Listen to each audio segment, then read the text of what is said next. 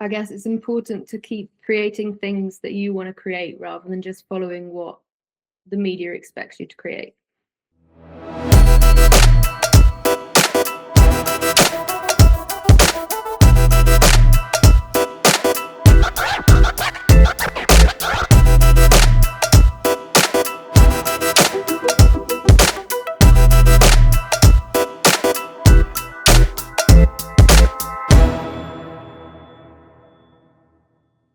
And I'm also really fascinated by kind of how you can make people think about a topic without necessarily forcing them to have a certain set of beliefs. So if you show someone TV or film of something and something sparks thought in their head, they're going to think about a topic and form an opinion. And I just like that aspect of kind of filmmaking, creating. So Think Outside the Box was the fourth short film.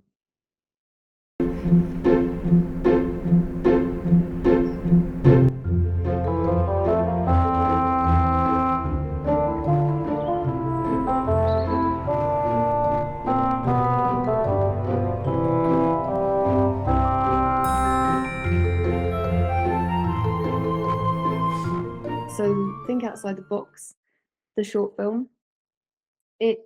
It's a really simple, it's a really simple film. I kind of was just thinking I want to create something. I want to create something like slightly comical because I haven't really done any comedy before this. And it's just a really silly film that is a guy trying to play golf eccentrically in the park with eggs rather than golf balls. You know, it's got a good message of like, don't give up, keep trying, but also don't keep trying the same thing over and over. If you know it's not going to work, try, but do something new. But yeah, so it was just kind of a really simple 1 day shoot, really cheap to do. But I think, I mean, I'm happy. I'm very happy with how it turned out. I think it's a good film. That film is The Beasts and Us, which is my first feature film.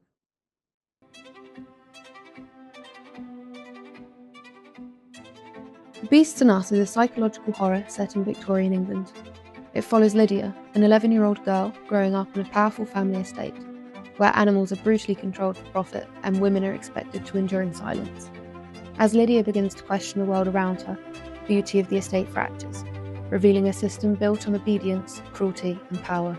It's exciting, nerve-wracking. The more real it becomes, the kind of more excited but nervous I am about it, because we're pretty, like, we've got a locked script. I've got a fantastic DOP and producer on board. And now we're kind of looking at the stage of production designers, casting directors, but obviously the development stage team is kind of happy to work pre-pay, but the rest not so much. They're kind of like, oh, for the initial we need this kind of amount, or like to find people, because we're looking at casting it, and my ideal would be, you know, we get an A-lister at least, or, you know, maybe a B-lister, someone that's known, that kind of will bring a bit more traction to the film as it progresses. And, you know, obviously festivals and stuff would be the ideal for where it goes. But also this does bring private funding and investments if you have someone that's known attached, because they believe in the film more. And being a first-time director, it's difficult to get someone that believes in you that doesn't know you. There's technically one location, so it's set entirely on a Victorian family's estate. So it'll be interiors, exteriors, and then there's like farm/slaughterhouse scenes. And so we're kind of looking at the moment at locations that have barns or farms on them, on these old like stately homes and manors, because it is much simpler for everyone involved if we have one location that we can just shoot the entire thing and kind of move between on the days, rather than having, like, say, 3 different locations, 4 different locations, and moving the crew, like unit moves and stuff. It's just much easier, and also works because it feels more real to me and probably also the actors. I'm Nicole Bailey, the director of The Beasts and Us, and you can help us by clicking the link below, where you can also read about our film.